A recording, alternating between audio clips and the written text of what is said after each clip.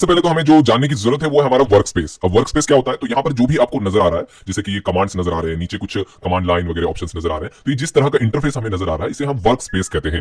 तो ऑटोकैड में क्या होता है कि अलग अलग तरह के वर्क स्पेस होते हैं। जैसे कि आप अगर 2D वर्क कर रहे हो तो 2D वर्क स्पेस होता है, 3D वर्क करने के लिए 3D वर्क स्पेस होता है। तो इस तरह के 2-3 वर्क स्पेस ऑटोकैड में अवेलेबल होते हैं, जिसका यूज हम लोग अलग अलग ड्राइंग्स बनाने के लिए करते हैं। जैसा कि मैंने कहा कि वर्क स्पेस 2D और 3D के लिए अलग अलग होता है, तो इसे चेंज कैसे कर सकते हैं हम। जैसे कि अगर हम 2D काम कर रहे हैं तो 2D का वर्क स्पेस चाहिए, इसका मतलब है हमारे सारे कमांड्स और ऑप्शंस जो है वो हमें 2D के यहाँ पर अवेलेबल होने चाहिए। और अगर हम कोई 3D काम कर रहे हैं तो हमारा जो ये ऑप्शंस है ये 3D के हमारे पास अवेलेबल होने चाहिए। तो इसे चेंज करना है अगर आपको, तो आपको सिंपली यहाँ पर टॉप में जाना है। देखिए ड्राफ्टिंग एंड एनोटेशन नाम का आपको ऊपर टाइटल बार में ऑप्शन नजर आएगा, बस इस पर क्लिक करना है। यहाँ पर आपको 3 वर्क स्पेस जरूर नजर आएंगे। First drafting and annotation, 3D basics and 3D modelling. तो ड्राफ्टिंग एनोटेशन 2D के लिए हम लोग यूज करते हैं, 3D बेसिक्स हम लोग 3D के लिए यूज करते हैं, और 3D मॉडलिंग भी हम 3D के लिए यूज करते हैं। तो देखते हैं चेंज करके। अगर आपके कंप्यूटर में ये नजर नहीं आ रहा है, ऑटोकैड सॉफ्टवेयर में ये ऑप्शन नजर नहीं आ रहा है, तो सिंपल ये एरो नजर आ रहा होगा, तो इस एरो पर क्लिक कीजिए। यहाँ पर आपको बहुत से ऑप्शन मिलेंगे और यहाँ पर वर्क स्पेस को ऑन कर दीजिए। अगर ये ऑफ होता है, जैसा कि मैं करता हूं इसे ऑफ, तो आपको ये वर्क स्पेस का ऑप्शन नजर नहीं आएगा। तो यहाँ पर क्लिक कीजिए और यहाँ पर वर्क स्पेस को ऑन कर दीजिए, तभी ये ऑप्शन आपको नजर आएगा। अब यहाँ पर मैं चेंज करके दिखा देता हूं। 3D बेसिक्स में जाएंगे तो हमें 3D के बेसिक कमांड्स मिलेंगे, जो कि ज्यादातर हम 3D में यूज करते हैं। और 3D मॉडलिंग में जाएंगे तो हमारे 3D के एडवांस कमांड हमारे यहाँ पर नजर आएंगे। तो एडवांस एंड बेसिक्स कमांड्स यहाँ पर अवेलेबल है। 2D में काम करना है तो सिंपल ड्राफ्टिंग एनोटेशन। तो देख सकते हैं आप किस तरह से हमारे वर्क स्पेस के अकॉर्डिंग हमारे यहाँ पर ऑप्शंस जो है यहाँ पर चेंज हो रहे हैं। तो आपको पता चल गया होगा कि वर्क स्पेस जो यूज होता है जनरली 2D या फिर 3D में अगर वर्क करना है तो उसके लिए अलग अलग वर्क स्पेस आप यूज कर सकते हो।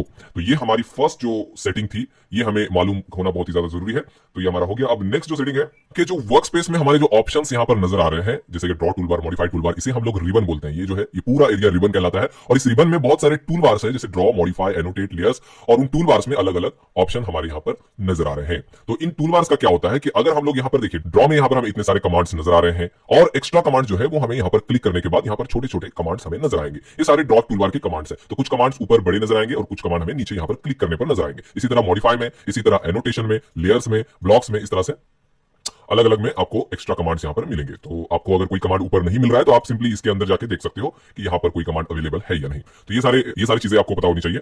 अब ये जो रिबन एरिया है, या फिर यहाँ पर जो है ये इसे हम फाइल टैब बोलते हैं। ये जो है इसे हम प्लस करके यहाँ पर एक्स्ट्रा फाइल्स यहाँ पर न्यू क्रिएट कर सकते हैं। यहाँ पर न्यू फाइल्स हम लोग क्रिएट कर सकते हैं इस प्लस पे क्लिक करके। यहीं से हम फाइल्स को बंद भी कर सकते हैं यहाँ पर।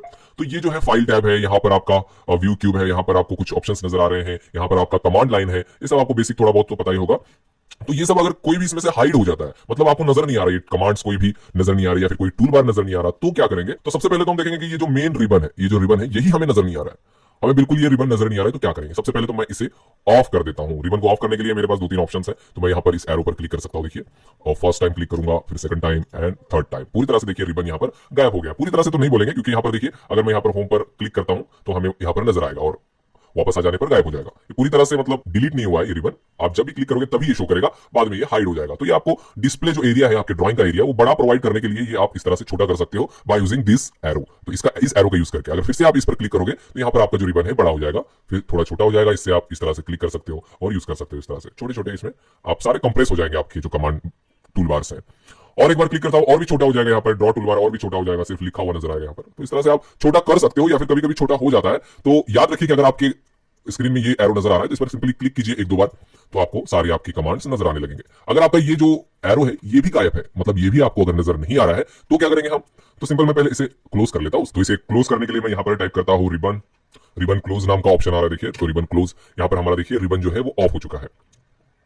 और अगर आपको यहाँ पर कमांड लाइन भी ऑफ करना है तो इसे भी मैं ऑफ कर लेता हूँ, इसे भी क्लोज कर देता हूँ। तो बहुत सारे ऑप्शंस हमारे यहाँ पर गायब हो चुके हैं। तो सबसे सिंपल ऑप्शन है कि अगर आपका यहाँ पर drafting and annotation work space नजर आ रहा है तो आप एक बार वर्क स्पेस को चेंज कर लीजिए। आपका जो वर्क स्पेस है रीसेट हो जाएगा। मॉडलिंग में आ गया, मैं यहाँ पर ड्राफ्टिंग एनोटेशन में वापस आ जाता हूँ। तो यहाँ पर देखिए सारे जो कमांड्स टूलबार्स है वो रीसेट हो चुके हैं हमारे। तो सिंपल सा ऑप्शन है यहाँ पर, आप यहाँ पर वर्क स्पेस चेंज कर लीजिए, आपका सारा जो है वो रीसेट हो जाएगा। और दूसरा स्टेप है कि आप यहाँ पर डायरेक्टली रिबन टाइप कर सकते हो। अगर आप यहाँ पर कमांड्स अगर आपको यूज करना आता है तो आप यहाँ पर रिबन क्लोज या फिर रिबन क्लोज से तो ये ऑफ हो जाता है, और रिबन ओपन यहाँ पर रिबन ओनली टाइप करते हो तो ये वापस आ जाएगा आपका। तो रिबन आपको टाइप करना है कमांड लाइन पे, आपका जो है ये रिबन जो है वो वापस आ जाएगा। तो ये 2 मेथड्स हैं इस टूलबार्स को रिसेट करने के। फर्स्ट तो है आप यहाँ पर वर्क स्पेस को चेंज कर दीजिए, आपके सारे टूलबार रिसेट हो जाएंगे। सेकंड, अगर रिबन आपका नहीं दिखाई दे रहा है, जो कि सबसे इंपॉर्टेंट यहाँ पर है कंटेंट, जो सारे ऑप्शन यहाँ पर रिबन में ही अवेलेबल होते हैं, तो उसे आप रिबन टाइप करके हाइड या फिर शो भी कर सकते हो। और अगर कमांड लाइन आपका चला जाता है, समझो मैं यहाँ पर कमांड लाइन को ऑफ कर देता हूँ, ये कमांड लाइन गायब हो गया। तो सिंपल आपके पास यहाँ पर रिबन है, रिबन में व्यू ऑप्शन अवेलेबल है। व्यू में जाइए और यहाँ पर बहुत सारे ऑप्शन नजर आएंगे, जैसे UCS icon, view cube, navigation bar, file tab, layout, और यहाँ पर कमांड लाइन भी होगा। हमें देखना पड़ेगा कमांड लाइन कहाँ पर है। तो ये देखिए यहाँ पर है command line. Command line of हो गया, ऑन हो गया, और ये कमांड लाइन ऑफ हो गया। कमांड लाइन ऑन ऑफ, कंट्रोल+9 इसका शॉर्टकट है। कंट्रोल+9 प्रेस करके ऑन और ऑफ आप कर सकते हो। कंट्रोल+9 से ये जो कमांड लाइन है ये आप ऑन ऑफ कर सकते हो। और भी यहाँ पर यूसीएस आइकन, मतलब ये जो एक्स वाई एक्सिस है, इसे ऑन ऑफ कर सकते हो यहाँ पर। फिर व्यू क्यूब है, यहाँ पर 2D के लिए यूज होता है जो है, ये व्यू क्यूब भी ऑन ऑफ करते हो। नेविगेशन बार, ये जो लिस्ट नजर आ रही है, इसे भी ऑन ऑफ कर सकते हो। फाइल टैब्स, ये जो हमने देखा यहाँ पर, जिससे हम एक्स्ट्रा फाइल्स यहाँ पर लेते हैं, तो ये अगर आपको ऑफ करना है तो यहाँ पर ऑफ, ऑन करना है तो यहाँ पर ऑन भी कर सकते हो। लेआउट टैब्स, यहाँ पर लेआउट टैब्स, यहाँ पर model space, layout 1 and layout 2, यहाँ पर अगर ये आपको शो करना है तो यहाँ पर आप लेआउट टैब्स में आके कर सकते हो। तो ये व्यू में सारे ऑप्शन तो अवेलेबल है। तो रिबन को कैसे ऑन ऑफ करना है वो मैंने बता दिया, और रिबन से हम बाकी की चीजें कैसे वापस ला सकते हैं, जैसे कि command line, file tab, layout tab, navigation bar. तो कोई भी चीज गायब हो जाती है तो डायरेक्ट आप व्यू से यहाँ पर वापस ला सकते हो। और एक चीज होती है इसमें, मेनू बार। मैंने क्लोज कर लेता हूं मेनू बार। तो मेनू बार कैसे शो करना है, देखिए इस एरो पे जाइए और शो मेनू बार यहाँ पर कर लीजिए। एक मेनू बार, ये देखिए, ये लो लाइन आपको नजर आ रही है, मेनू बार है। ऑटोकैड के सारे ऑप्शंस यहाँ मेनू बार में अवेलेबल है। आप यहाँ पर देखिए ड्रॉ टूलबार, और ड्रॉ टूलबार के सारे ऑप्शंस, डायमेंशन टूलबार के सारे ऑप्शन, मॉडिफाई टूलबार के सारे ऑप्शन। तो सारे ऑप्शन यहाँ पर मेनू बार में अवेलेबल है। जनरली ये हाइड किया हुआ होता है, क्योंकि हम लोग ज्यादातर कमांड लाइन का यूज करते हैं, शॉर्टकट का यूज करते हैं, या फिर ये डिस्प्ले में जो रिबन में हमें नजर आ रहे हैं यहाँ से यूज करते हैं। तो ज्यादातर हम इस मेनू बार का यूज नहीं करते, इसलिए हाइड किया हुआ होता है। आप चाहो तो यहाँ पर जाके हाइड या फिर यहीं से इसे शो भी कर सकते हो। तो ये हो गया हम कैसे अपने वर्क स्पेस को रीसेट कर सकते हैं, या फिर उन्हें हम कैसे हाइड या शो कर सकते हैं, इसके अलग अलग जो टूल बार्स हैं उन्हें। अब नेक्स्ट हम यहाँ पर देखने वाले हैं पेज सेटअप के बारे में। मतलब हम अगर इस पेज को देखेंगे तो पेज में जो ड्राइंग हम लोग बनाएंगे उसके लिए हमें क्या क्या सेटिंग करनी है। सबसे पहले जो हम सेटिंग करेंगे, यहाँ पर टोगल कीज की सेटिंग करेंगे। यहाँ पर आपको बॉटम में नजर आ रहा होगा, ये हमारे टोगल कीज हैं। ये टोगल कीज ड्राइंग करते वक्त हमारे बहुत ही ज्यादा यूजफुल होते हैं। बिना इन टोगल कीज के हम अच्छे से काम नहीं कर पाएंगे, या फिर हमारा काम थोड़ा सा मुश्किल हो सकता है यहाँ पर। तो देखिए यहाँ पर कौन कौन से ऑप्शन अवेलेबल। पहला तो ये ग्रिड है जो कि ऑन है, आपको ये ब्लू नजर आ रहा है मतलब कि ये ऑन है, और कुछ आपको यहाँ पर व्हाइट में ही, ब्लैक में ही ऐसे नजर आ रहे होंगे वो ऑफ है। तो जो ब्लू यहाँ पर आपको जो नजर आ रहे हैं वो हमारे टोगल कीज यहाँ पर ऑन है, इन्हें टोगल कीज बोला जाता है। तो फर्स्ट है ग्रिड। ग्रिड मतलब ये लाइंस जो डिस्प्ले में नजर आ रही हैं, जिसका कोई भी यूज हमें नहीं है, तो इसे आप ऑफ भी कर सकते हो, इसका यूज नहीं है। सेकंड, यहाँ पर 4 चीजें जनरली ऑन रखते हैं हम लोग, dynamic input, ortho mode, object snap और ऑब्जेक्ट स्नैप ट्रैकिंग। ये 4 जो बटन है ये आप यहाँ पर जरूर ऑन रखना है। ये एनोटेटिव ऑब्जेक्ट ये वाला ऑन रहेगा, ऑफ रहेगा, इससे कोई फर्क नहीं पड़ेगा, ये डिफॉल्ट में ऑन ही होता है। तो ये 4 चीजें आपको ऑन करना जरूरी है यहाँ पर। फर्स्ट तो है डायनेमिक इनपुट। ये क्या होता है, इससे क्या होता है कि हम जो भी टाइप करते हैं यहाँ पर कमांड, मतलब हम अगर लाइन के लिए एल ड्रॉ करते हैं तो हमारे कर्सर के नीचे टाइप होता है, और उसके नीचे हमें लिस्ट भी नजर आ रही है कि एल से इतने सारे कमांड्स अवेलेबल है। तो ये इसकी वजह से होता है, इसी से हम ये सारी चीजें एक्सेस कर पाएंगे। या फिर अगर हम कोई लाइन ड्रॉ करते हैं यहाँ पर एल फॉर लाइन में देखिए यहाँ पर हमें कर्सर के बाजू में ही बता रहा है specify first point of line, और अभी डिस्प्ले में हमें इसके डायमेंशन भी शो कर रहे हैं यहाँ पर, जो भी हम ड्रॉ कर रहे हैं। देखिए आप टाइप कर सकते हैं डिस्प्ले में कि हमें 500 mm का ड्रॉ करना है, 500 एंगल भी शो कर रहा है। ये सारी चीजें डिस्प्ले में ही आपको ऑब्जेक्ट में ही शो करेंगी अगर आप डायनेमिक इनपुट को यहाँ पर ऑन रखते हो। अगर ऑफ करेंगे तो क्या होगा, ऑफ करके दिखाता हूं मैं। अगर मैं यहाँ पर लाइन टाइप करता हूं एल, तो देखिए कमांड लाइन में यहाँ पर टाइप हो रहा है हमारा सारा सब कुछ, यहाँ पर कमांड लाइन में आपका टाइप होगा, और कमांड लाइन में यहाँ पर लिस्ट भी नजर आएगी। तो दोनों में ही आप काम कर सकते हो, कमांड लाइन या फिर डायनेमिक इनपुट में। जनरली डायनेमिक इनपुट को ऑन रखता हूं क्योंकि बहुत ही आसान हो जाता है हमारा काम करना। यहाँ पर कोई भी लाइन अगर मैं डायनेमिक इनपुट को ऑफ करके यहाँ पर बनाता हूं, जैसे कि लाइन, तो देखिए डिस्प्ले में कोई भी डायमेंशंस लाइन के हमें नजर नहीं आ रहे। जो भी आप टाइप करेंगे सब कुछ यहाँ पर आपका यहाँ पर नीचे कमांड लाइन में ही होगा। 500 एंटर, तो देखिए ये हमारा 500 की लाइन आ चुकी है। तो ये डायनेमिक इनपुट का काम होता है कि डिस्प्ले में हमें सब कुछ नजर आता है यहाँ पर कर्सर के पास। नेक्स्ट है कि ऑर्थो मोड, सबको ही पता होगा, बहुत फेमस ये टोगल की है और बहुत ही ज्यादा यूजफुल है। हम किसी भी लाइन को अगर आपको हॉरिजॉन्टल या फिर वर्टिकली ड्रॉ करना है तो ऑर्थो मोड को आपको ऑन रखना है यहाँ पर। तो एल फॉर लाइन जैसे कि मैं लेता हूं और यहाँ पर लाइन्स ड्रॉ करता हूं, तो देखिए ये लाइंस हॉरिजॉन्टल या वर्टिकल ड्रॉ हो रहे हैं, कोई भी एंगल में लाइन ड्रॉ नहीं हो रही है। तो ये डायनेमिक ऑर्थो मोड की वजह से होता है। अगर इसे ऑफ कर देंगे तो हम एंगल में लाइन ड्रॉ करेंगे, एक्यूरेट हॉरिजॉन्टल या फिर वर्टिकल लाइन बनाने में दिक्कत आएगी। हाँ, हो सकता है कि रेफरेंस मिल जाए हमें वर्टिकल में, देखिए यहाँ पर ग्रीन रेफरेंस मिल जाता है, हॉरिजॉन्टल में भी रेफरेंस मिल जाता है। मगर अगर आपको स्ट्रिक्टली हॉरिजॉन्टल और वर्टिकल में आपको लाइंस ड्रॉ करनी है तो आप ऑर्थो मोड को जरूर ऑन रखिए। तो ज्यादातर हम इसे ऑन ही रखते हैं ऑर्थो मोड को। नेक्स्ट आपका यहाँ पर है object snap tracking. Object snap tracking से क्या होता है, सबसे पहले तो ऑब्जेक्ट स्नैप के बारे में जान लीजिए। ऑब्जेक्ट स्नैप में क्या होता है कि हमें जो हम भी ड्राइंग ये जो ड्रॉ करते हैं इसके अलग अलग पॉइंट्स के बारे में हमें ऑब्जेक्ट स्नैप बताता है। जैसा कि अगर मैं लाइन पे यहाँ पर एक लाइन और ड्रॉ करना चाहता हूं तो देखिए यहाँ पर हमें ग्रीन कलर में इसका एंड पॉइंट दिखा रहा है, लाइन का हमें मिड पॉइंट दिखाएगा, एंड पॉइंट, और हम इजीली यहाँ पर स्नैप करके इन्हें ड्रॉ कर पाएंगे। फिर यहाँ पर देखिए इस तरह से परपेंडिकुलर आपको दिखा सकता है यहाँ पर।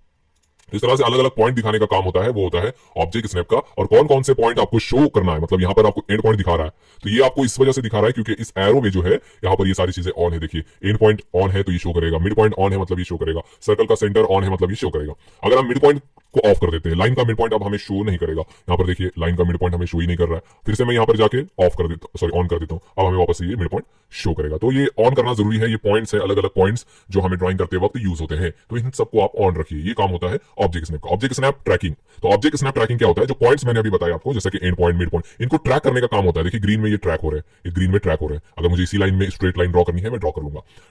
तो ये होता है ट्रैकिंग का काम, ऑब्जेक्ट स्नैप ट्रैकिंग। ट्रैक करने के लिए करना क्या होता है, आप कोई भी कमांड ले लीजिए, समझो सर्कल ले लिया, सी एंटर फॉर सर्कल, इस पॉइंट पे गया और नीचे आ गए हम लोग यहाँ पर। तो ये देखिए ये हमारा जो पॉइंट है वो ट्रैक हो गया, यहाँ से हम सेंटर से सर्कल ड्रॉ कर सकते हैं। इस तरह से हम अलग अलग पॉइंट इस तरह से ये देखिए ट्रैक कर सकते हैं और इसके स्ट्रेट में हम लोग सर्कल ड्रॉ कर सकते हैं। तो ये ऑब्जेक्ट स्नैप ट्रैकिंग का काम होता है। ये 4 टॉगल कीज ऑन होना बहुत ही ज्यादा जरूरी है। तो ये हो गया हमारा टॉगल कीज। अब टॉगल कीज के सेटिंग करने के बाद जो नेक्स्ट बारी आती है वो है हमारे क्रॉस हेयर कर्सर की। तो ये जो क्रॉस हेयर कर्सर हमें नजर आ रहा है, इसमें जनरली 2 कंपोनेंट्स होते हैं। एक तो होता है पिक बॉक्स जो कि हमें बीच में नजर आ रहा है, और दूसरा होता है ये जो क्रॉस हमें स्ट्रेट हॉरिजॉन्टल और वर्टिकल लाइंस नजर आ रही हैं, वो होते हैं क्रॉस। तो क्रॉस हेयर कर्सर इसलिए हम इसे बोलते हैं। 2 पार्ट होते हैं। बीच का जो बॉक्स नजर आता है उसे जनरली हम लोग सिलेक्शन के लिए यूज करते हैं। बीच का जो स्क्वायर है वो सिलेक्शन के लिए जनरली यूज होता है। तो चलिए इन दोनों का किस तरह से यूज होता है मैं आपको बताता हूं। जैसे कि अगर मैं यहाँ पर कोई भी ड्रॉ टूलबार से कोई भी कमांड को अगर मैं एक्टिवेट करता हूं यहाँ पर, जैसे कि मैं अगर सर्कल पर क्लिक करता हूं और डिस्प्ले पर आता हूं, तो आप यहाँ पर देख पा रहे होंगे कि ये क्रॉस हेयर कर्सर का जो है पिक बॉक्स जो है वो गायब हो चुका है, क्योंकि हम कुछ भी ड्रॉ करते वक्त कुछ भी सिलेक्शन नहीं करते हैं। तो इसलिए ये पिक बॉक्स जो है वो गायब हो जाता है,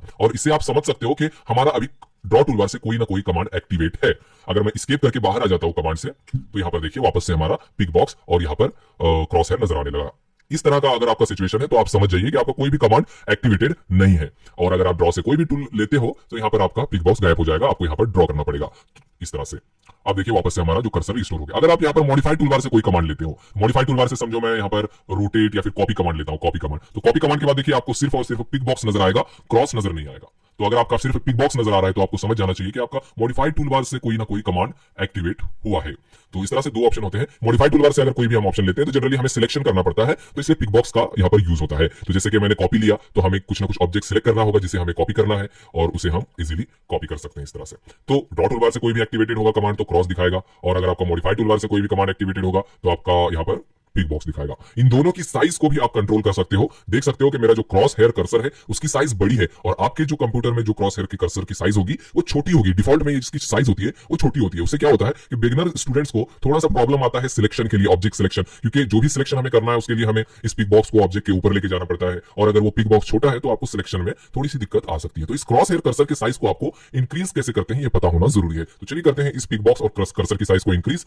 तो राइट क्लिक करना है आपको, माउस से राइट क्लिक, और लास्ट में जाना है ऑप्शंस, राइट क्लिक ऑप्शंस, इसका शॉर्टकट है ओपी, ओपी एंटर भी आप कर सकते हो। तो यहां पर मैंने आ गया देखिए, और डायरेक्टली हम यहां पर सिलेक्शन में आ चुके हैं। तो सिलेक्शन में देखिए यहां पर आपको पिक बॉक्स साइज नजर आ रहा होगा, ये है हमारा पिक बॉक्स साइज। तो इसकी साइज जनरली मैं इतनी साइज प्रीफर करता हूं, यहां पर आप देख सकते हो, ज्यादा भी बड़ी नहीं रखना है आपको, आप सिंपली इतनी साइज रख लीजिए, आपके लिए कंफर्टेबल है। जनरली साइज इतनी सी होती है, छोटी होती है, तो सिलेक्शन में प्रॉब्लम आती है, तो ये आप थोड़ी सी बड़ी कर सकते हो। तो सिलेक्शन में आपको ये पिक बॉक्स की साइज नजर आएगी। ग्रिप्स की भी साइज यहां पर है, ग्रिप्स भी होते हैं, जैसे कि कोई भी ऑब्जेक्ट आप सिलेक्ट करते हो, जैसे कि सर्कल सिलेक्ट किया तो ये जो ग्रिप्स ब्लू ब्लू नजर आ रहे हैं उसकी भी साइज आप यहां पर राइट क्लिक ऑप्शन में कंट्रोल कर सकते हो। देखिए यहां पर ग्रिप की साइज जनरली छोटा ही, इतना ही काफी है, ग्रिप की साइज ज्यादा बड़ी होनी भी नहीं चाहिए। तो सिलेक्शन में हमने पिक बॉक्स साइज तो इंक्रीज कर लिया, मगर क्रॉस की साइज आपको डिस्प्ले में जाने के बाद क्रॉस हेयर साइज आपको यहां पर देखिए ये क्रॉस हेयर साइज यहां से इंक्रीज होगा। अगर आप छोटा करोगे, देखिए मैं 5-7 कर देता हूं, ओके, तो ये देखिए क्रॉस की साइज छोटी हो गई, पिक बॉक्स की साइज बड़ी है। क्रॉस की साइज वैसे ज्यादा कुछ फर्क नहीं पड़ता, छोटी भी होगी तो कोई प्रॉब्लम नहीं। मेन है कि पिक बॉक्स आपका बड़ा होना चाहिए। तो राइट क्लिक ऑप्शंस, और क्रॉस हेयर को मैं जनरली 15 to 25 के आसपास रखता हूं, 17 कर देते हैं, और यहां पर मैं ओके कर सकता हूं। यहां पर कलर थीम भी है, देखिए डार्क एंड लाइट भी है, दोनों थीम अवेलेबल है यहां पर डिस्प्ले में। कलर थीम अगर लाइट करता हूं तो ये जो ऑप्शन है वो जनरली व्हाइट में नजर आएंगे, देखिए व्हाइट में, मगर जनरली हम लोग ब्लैक में ही प्रीफर करते हैं। डिफॉल्ट ऑप्शन यहाँ पर डार्क कलर में ही, साथ में मैं कुछ आपको एक्स्ट्रा ऑप्शंस भी यहां पर बता रहा हूं। तो कर्सर की सारी यूसेज और सारे सेटिंग्स हमने यहां पर देख लिए हैं। अब नेक्स्ट जो बेसिक सेटिंग मैं आपको बताना चाहूंगा वो है यूनिट्स। यूनिट जनरली हमें सेट करना पड़ता है। यूनिट क्या होता है कि हम किस मेजरमेंट में ड्राइंग को ड्रॉ करने वाले हैं। जैसे कि आप मैकेनिकल इंजीनियर हो तो आप जनरली एमएम में अपने ड्राइंग को ड्रॉ करोगे। अगर आप सिविल इंजीनियर हो तो हो सकता है आप एमएम, मीटर या फिर फीट इंच में अपने ड्राइंग को ड्रॉ करने वाले होगे। आर्किटेक्चरल हो तो आप फीट इंचेस या फिर मीटर में ड्रॉ करोगे। तो ये सारे अलग अलग यूनिट्स में अलग अलग फील्ड में यूज करते हैं। तो इसकी सेटिंग्स आपको सबसे पहले कर लेनी है यहाँ पर ड्राइंग को ड्रॉ करने से पहले। तो शॉर्टकट है यूएन एंटर। यूएन आपको सिंपली टाइप करना है और एंटर प्रेस करना है। एंटर करने के बाद यहाँ पर आप मिलीमीटर सेट कर लीजिए, या फिर आपको सेंटीमीटर, मीटर, किलोमीटर जो भी आपको चाहिए, फीट में काम करना है तो यहाँ पर फीट सिलेक्ट कर सकते हो। तो यहाँ पर आप जनरली मैं मिलीमीटर ही सिलेक्ट करता हूं। प्रिसीजन का मतलब है कि आप कितने पॉइंट्स तक अपने ड्राइंग के वैल्यू को देखना चाहते हो। जनरली हम लोग पॉइंट के बाद 2 या 3 डेसिमल तक ही यूज करते हैं, तो 0.000 या फिर ज्यादा भी रख सकते हो, कोई प्रॉब्लम नहीं है। अच्छा है, आपको ज्यादा एक्यूरेट अगर आपको ड्राइंग देखना है एक्यूरेसी के साथ तो आप यहाँ पर ज्यादा प्रिसीजन रख सकते हो। ये दोनों सेटिंग ही यहाँ पर इंपॉर्टेंट है। ओके करता हूं मैं यहां पर। ये हो गया हमारी यूनिट सेटिंग, जो कि ड्राइंग ड्रॉ करने से पहले करना जरूरी है। अब जो नेक्स्ट जो है वो है लिमिट सेटिंग। तो लिमिट सेटिंग क्यों जरूरी है और ये क्या होता है? लिमिट सेटिंग होता है ये जो डिस्प्ले हमें यहां पर नजर आ रहा है, ये जो ड्राइंग का एरिया नजर आ रहा है, इसकी साइज होती है। एक्चुअली ये तो साइज जो है, ये पेपर की साइज जो है बहुत बड़ी होती है, अनलिमिटेड पेपर की साइज अवेलेबल है यहाँ पर। मगर हमें इस डिस्प्ले में कितनी नजर आ रही है, ये जनरली नजर आनी चाहिए हमारे ड्राइंग के साइज के अकॉर्डिंग। यानी कि अगर हमारी ड्राइंग 1 मीटर की है तो जनरली ये जो डिस्प्ले है वो 2-3 मीटर तक हमें नजर आए, ठीक है। अगर आप 1 मीटर की ड्राइंग ड्रॉ कर रहे हो और आपका ये जो ड्राइंग एरिया है वो हंड्रेड्स ऑफ मीटर्स है, 1000 मीटर का नजर आ रहा है, तो आपकी ड्राइंग बहुत ही ज्यादा छोटी नजर आएगी। अगर 1000 मीटर का ये वर्क है और आपका 1 मीटर का ड्राइंग है तो आपको इतना सा नजर आएगा, देख सकते हो यहाँ पर इतनी सी ड्राइंग नजर आएगी। तो आपको ये प्रॉब्लम क्रिएट करेगा कि आपको ड्राइंग दिखेगा ही नहीं। बहुत से स्टूडेंट्स को मैंने देखा है कि वो बोलते हैं कि मैं हम लाइन ड्रॉ कर रहे हैं यहाँ पर और वैल्यूज डाल रहे हैं यहाँ पर 10 एंटर, और बोलते हैं कि हमारा ड्राइंग ड्रॉ ही नहीं हो रहा है। ऐसा नहीं होता है, आपकी ड्राइंग ड्रॉ हो चुकी है मगर आपका जो ये व्यू है वो जूम आउट किया हुआ है। आपका देखिए यहाँ पर एक पॉइंट नजर आ रहा है, यही है आपकी ड्राइंग। आपको इस पॉइंट पे जूम इन करना है, अपने स्क्रोल को, अपने कर्सर को इस पॉइंट पे लेके जाना है और जूम इन करना है। देखिए यहाँ पर आपकी लाइन ड्रॉ हो चुकी है और हमें जूम आउट करने की वजह से वो लाइन जो है नजर ही नहीं आ रही थी। तो ये याद रखना है आपको कि आपको लिमिट यहाँ पर सेट करते हो तो ये प्रॉब्लम आपको नहीं आएगी। समझो आपकी ड्राइंग यहाँ पर है 1000 mm की, 1000 mm की आपकी यहाँ पर ड्राइंग है, तो हम यहाँ पर जो डिस्प्ले रखेंगे वो 1500 mm या फिर 2000 mm की हम लोग यहाँ पर व्यू रखेंगे। 2000 mm हम लोग यहाँ पर रखने वाले। तो कैसे रखेंगे 2000 mm? तो देखिए याद रखिए, ये जो X axis and Y axis का ओरिजिन है, ये इंटरसेक्शन पॉइंट, ये ओरिजिन होता है, इसकी वैल्यू 0 0 होती है, इसके कोऑर्डिनेट्स 0 0 होते हैं। यहाँ पर जो एक्सिस का ओरिजिन पॉइंट नजर आ रहा है, तो हमें क्या चाहिए 0 0 ओरिजिन से 2000 mm, ओरिजिन से 2000 mm का व्यू चाहिए। मतलब इतना समझो, हमें छोटा व्यू चाहिए तो 2000 mm जितना भी होगा 2000 mm का व्यू चाहिए। तो कैसे लिमिट सेट करेंगे हम? तो LIM शॉर्टकट है लिमिट्स के लिए, LIM एंटर। अब यहाँ पर आपको डिस्प्ले में कोऑर्डिनेट्स डालने हैं। फर्स्ट तो आपको 0,0 डालना है, पहला fix and final 0, tap press करना है दूसरे कोऑर्डिनेट डालने के लिए 0। तो यहां पर हमने ओरिजिन की वैल्यू डाली कि हमारा पेज जो है यहां से शुरू हो रहा है 0,0, एंटर। एंटर करने के बाद यहां पर आप अपने पेज की वैल्यू डाल सकते हो। समझो आपकी ड्राइंग अगर 1000 mm की है, मैं यहां पर 2000 mm का व्यू सेट करने वाला हूं, तो 2000 mm टैब 2000 mm। आप हॉरिजॉन्टली ज्यादा भी रख सकते हो, जैसे कि X axis and Y axis. X axis की वैल्यू ज्यादा भी रख सकते हो क्योंकि डिस्प्ले हमारा एक्स एक्सिस में बड़ा होता है। देखिए डिस्प्ले जो है एक्स एक्सिस में बड़ा है, वाई एक्सिस में छोटा है। तो अगर आप यहां पर 4000/2000 रखते हो तब भी कोई प्रॉब्लम नहीं है। तो मैं 2000/2000 रख देता हूं और एंटर प्रेस करना है। यहां पर एंटर प्रेस करता हूं। अब 2000/2000 हमने सेट कर लिया। मैं यहां पर 1000 mm की लाइन ड्रॉ करके देखता हूं, 1000 एंटर। देखिए कोई फर्क नहीं पड़ा, हमारी लाइन जो है छोटी नजर आ रही है, छोटी नजर आ रही है क्योंकि हमने यहां पर एक स्टेप नहीं किया। यहां पर Z enter A enter, zoom all का शॉर्टकट है Z एंटर, या फिर आप अपने माउस के मिडिल माउस को डबल बार प्रेस कर सकते हो। माउस के मिडिल माउस को आपको डबल बार प्रेस करना है, जूम ऑल हो जाएगा, या फिर Z एंटर A एंटर करना है आपको, Z एंटर A एंटर। ये शॉर्टकट है जूम ऑल का। अब जो व्यू हमें नजर आ रहा है वो 2000/2000 का नजर आ रहा है। तो मैं यहाँ पर एक लाइन ड्रॉ करता हूँ 1000 mm की और 1000 एंटर। अब देखिए 1000 की mm हमें अच्छे से नजर आ रही है क्योंकि ये व्यू जो है हमारा 2000 mm का है। तो इसलिए ये लिमिट सेट करना जरूरी है। आप अगर जूम आउट करके रखोगे और 1000 mm की यहाँ पर लाइन ड्रॉ करोगे 1000, आपकी लाइन बहुत ही ज्यादा छोटी नजर आएगी। आपको लगेगा कि हमारी ड्राइंग ही यहाँ ड्रॉ नहीं हुई है, मगर आपकी ड्राइंग यहाँ पर ड्रॉ हो चुकी है, देख सकते हो। आप जूम कीजिए या फिर लिमिट को अच्छे से सेट कीजिए। तो यहाँ पर हमने यहाँ पर लिमिट सेट कर लिया है, तो ये भी बहुत ही ज्यादा इंपॉर्टेंट है। अब नेक्स्ट मैं आपको बताने वाला हूँ सेटिंग, वो है सिलेक्शन मेथड। कि सिलेक्शन मेथड कौन कौन से अवेलेबल है ऑब्जेक्ट ड्रॉ करने के बाद, कौन कौन से सिलेक्शन मेथड है हमारे पास। तो मैं कोई भी छोटा सा ड्रॉइंग यहाँ पर ड्रॉ कर लेता हूँ, सर्कल्स ड्रॉ कर लेते हैं, कुछ लाइन्स ड्रॉ कर लेते हैं यहाँ पर। ये कुछ लाइन और सर्कल्स हमारे ड्रॉ हो गए। तो दो जनरली यहाँ पर सिलेक्शन मेथड हमें मिलते हैं कर्सर के साथ। यहाँ पर राइट में क्लिक कीजिए और लेफ्ट में आप सिलेक्शन कर सकते हो इस तरह से, राइट टू लेफ्ट या फिर left to right. Right to left green आ रहा है, लेफ्ट टू राइट यहाँ पर ब्लू आ रहा है। दोनों में डिफरेंस है सिलेक्शन में, राइट टू लेफ्ट अलग है और लेफ्ट टू राइट यहाँ पर अलग सिलेक्शन है। क्या होता है right to left? Right to left generally हम बोलते हैं क्रॉस सिलेक्शन, इसे हम लोग क्रॉस सिलेक्शन बोलते हैं। इससे क्या होता है, किसी भी ऑब्जेक्ट को आप अगर क्रॉस करते हो यानी कि टच भी करते हो तो वो सिलेक्ट हो जाता है। जैसे कि मैं अगर इस लाइन को सिलेक्ट करना है तो मैं सिर्फ इस राइट टू लेफ्ट इस तरह से क्रॉस कर दूंगा मतलब टच कर दूंगा इसके ऊपर, या फिर दोनों सर्कल को सिलेक्ट करना है, इन दोनों को टच कर दूंगा, इन दोनों को टच कर दूंगा। तो जिसे भी ये ग्रीन विंडो टच करेगा वो चीजें सिलेक्ट हो जाएगी। मगर ऐसा लेफ्ट टू राइट में नहीं होता। लेफ्ट टू राइट में देखिए सिलेक्ट ही नहीं हो रहा। तो लेफ्ट टू राइट में क्या होता है, जो भी चीजें पूरी तरह से आप कवर करोगे इस बॉक्स के अंदर वही चीजें सिलेक्ट होंगी। जैसा कि हमें ये दोनों छोटे छोटे सर्कल को सिलेक्ट करना है, तो मैं इन दोनों को इस तरह से पूरी तरह से कवर करूंगा तो ये दोनों सिलेक्ट हो जाएंगे, पूरी तरह से कवर होंगे, वही सिलेक्ट होंगे। लेफ्ट टू राइट ये होता है विंडो सिलेक्शन। तो right to left and left to right. Left to right में पूरी तरह से कवर करना है ऑब्जेक्ट को सिलेक्ट करने के लिए, और राइट टू लेफ्ट में आपको बस टच करना है, इस तरह से टच करना है। तो इस तरह से। और एक मैं चीज बताना चाहूंगा, जैसे कि इस ड्राइंग में बहुत सारे सर्कल्स हैं, बहुत सारे लाइंस हैं। मुझे अगर सारे सर्कल सिलेक्ट करने हैं तो मैं इस तरह से क्लिक कर सकता हूं, सब पर क्लिक करके सिलेक्ट कर सकता हूं, या फिर एक सर्कल को सिलेक्ट करके राइट क्लिक यहां पर सिलेक्ट सिमिलर सर्कल सिलेक्ट हो गए। इसी तरह एक लाइन को select right click select similar, मतलब सिमिलर लाइन सिलेक्ट हो जाएंगे। अगर सिमिलर चीजें आपको सिलेक्ट करनी है अपने ड्राइंग में तो आप सिलेक्ट सिमिलर का यूज कर सकते हो। तो ये दोनों ऑप्शन मैंने आपको बता दिए हैं सिलेक्शन मेथड्स। अब नेक्स्ट जो मैं आपको सेटिंग बताने वाला हूं वो है टेक्स्ट की सेटिंग। टेक्स्ट जैसे कि हम लोग यहाँ पर टेक्स्ट ले लेते हैं, जैसे कि टेक्स्ट लेता हूं और इस तरह से हम लोग एक बॉक्स बनाते हैं और उसमें हम लोग कुछ भी अपना टाइप कर देते हैं। जैसे कि यहाँ पर मैं अपने चैनल का नाम टाइप कर देता हूं, तो यहाँ पर मैंने अपने चैनल का नाम टाइप कर दिया। अब मैंने ये लिखने के बाद अगर साइड में मैं क्लिक करता हूँ तो क्या हो गया, देखिए ये छोटा हो गया, क्योंकि इसकी साइज हमने अभी तक सेट नहीं की है। अगर मुझे साइज चाहिए इस रेक्टेंगल में फिट होनी चाहिए, हमें हमारी जो टेक्स्ट है ये इस रेक्टेंगल में फिट होना चाहिए, तो इसके लिए हमें इसकी साइज को इंक्रीज करना होगा। तो इसकी साइज कैसे इंक्रीज करेंगे, तो सबसे पहला फर्स्ट मेथड है, इस पर डबल क्लिक करके आप डायरेक्टली इस पर जब आप टाइप करोगे तभी आप इस पर सिलेक्ट कर लीजिए और यहाँ पर आपको साइज नजर आएगी 2.5, या फिर आप डायरेक्टली यहाँ पर 50 टाइप कर सकते हो, ज्यादा हो गया 20 टाइप कर सकते हो। तो इस तरह से आपको जितना लगे 20, 15 डायरेक्टली यहीं पर सेट कर सकते हो। मगर क्या होगा, आप फिर से अगर यहाँ पर टेक्स्ट लोगे, फिर से मैं यहाँ पर कुछ अगर टाइप करता हूँ और साइड में क्लिक करता हूँ तो यहाँ पर फिर से छोटा आएगा। मतलब आपको बार बार इसमें आपको साइज को सिलेक्ट करना पड़ेगा, यहाँ पर साइज को सेट करना पड़ेगा बार बार यहाँ पर आपको। मगर अगर आपको एक ही बार में ये सेटिंग कर लेनी है तो क्या करना है आपको, तो एक ही बार अगर आपको सेटिंग करना है तो आप चले जाइए एनोटेट में। यहाँ पर एनोटेट में यहाँ पर आपको टेक्स्ट का एक टूल बार मिलेगा, यहाँ पर आपको छोटा सा एरो मिलेगा, इस पर चले जाइए, इस एरो पर। या फिर अगर आपके पास मेनू बार है, मेनू बार में आपको यहाँ पर फॉर्मेट में जाना है, फॉर्मेट में आपको मिलेगा टेक्स्ट स्टाइल में जाइए और यहाँ पर टेक्स्ट की सेटिंग कर लीजिए। या फिर डायरेक्टली एनोटेट में भी एरो है, इस एरो पे क्लिक कीजिए, आपका सेम टेक्स्ट स्टाइल ओपन हो जाएगा। अब यहाँ पर आप परमानेंट सेटिंग कर सकते हो अपने इस फाइल के लिए। परमानेंट सेटिंग, एक बार सेटिंग करोगे सारे टेक्स्ट उसी साइज के आपके आएंगे। तो यहाँ पर क्या क्या सेटिंग है, एरियल, यहाँ पर आप फोंट सेट कर सकते हो, अलग अलग फोंट अवेलेबल है यहाँ पर, फिलहाल एरियल सेट है। Font style regular, bold, italic यहाँ से सेट कर सकते हो। हाइट उनकी जो होती है वो यहाँ पर है, देखिए साइज हाइट फिलहाल 0 है तो मैं यहाँ पर कर देता हूँ, समझो यहाँ पर 10 कर देते हैं, तो 10 ओके अप्लाई कर देता हूँ मैं, अप्लाई क्लोज। अब देखते हैं हमारी जो टेक्स्ट है वो कितने साइज की यहाँ पर बनती है। टेक्स्ट लेता हूँ, रेक्टेंगल बनाता हूँ, लिख के साइड में क्लिक, मतलब 10 की ये साइज है। अब मैं मुझे और बड़ी चाहिए, 10 से भी ज्यादा चाहिए, तो मैं यहाँ पर एनोटेट में फाइनल सेटिंग करूंगा। 10 नहीं, मुझे है ना 20 चाहिए यहाँ पर, तो 20 चाहिए मुझे। कोई और यहाँ पर फोंट चाहिए तो कोई भी मैं फोंट दूसरा ले लेता हूँ, ओके अप्लाई क्लोज। अब देखिए मैं यहाँ पर फोंट चेंज किया तो सारे फोंट चेंज हो गए यहाँ पर। तो यहाँ पर मैं अगेन यहाँ पर मल्टीलाइन टेक्स्ट लेके एक और टेक्स्ट यहाँ पर ड्रॉ कर देता हूं, तो देखिए इसकी साइज बड़ी हो गई और हमारा जो टेक्स्ट का स्टाइल है वो भी चेंज हो गया यहाँ पर। तो इस फाइल के लिए अब आपको टेंशन लेने की जरूरत नहीं है, जो भी टेक्स्ट आप यहाँ पर टाइप करोगे सेम साइज की आपकी यहाँ पर आएगी। तो ये सेटिंग भी आप स्टार्ट में ही कर लेते हो तो बहुत ही ज्यादा अच्छा होगा, आपको बाद में कोई भी प्रॉब्लम नहीं आएगी। यहाँ पर टेक्स्ट की सेटिंग आप यहाँ पर कर सकते हो। नेक्स्ट मैं आपको डायमेंशन की सेटिंग बताना चाहूंगा कि डायमेंशन की सेटिंग बताना चाहूंगा कि किस तरह से आप डायमेंशन की सेटिंग कर सकते हो। जैसे कि यहाँ पर डायमेंशन टूल बार है, हम लोग यहाँ पर लीनियर लेके यहाँ पर डायमेंशन डालते हैं, यहाँ से तो यहाँ तक ये हमारा डायमेंशन आ गया। अब इसमें आपको देखिए टेक्स्ट तो हमारा बड़ा आ रहा है मगर यहाँ पर एरोस की साइज छोटी है, तो ये सारे सेटिंग्स आपको करने पड़ेंगे। हो सकता है कि आपका जो है यहाँ पर जो टेक्स्ट है वो छोटा आ रहा होगा, तो इसके लिए सेटिंग कहाँ होते हैं, तो D for dimension style, D enter shortcut है उसके लिए, या फिर आप फॉर्मेट में जा सकते हो, यहाँ पर डायमेंशन स्टाइल यहाँ पर भी अवेलेबल है।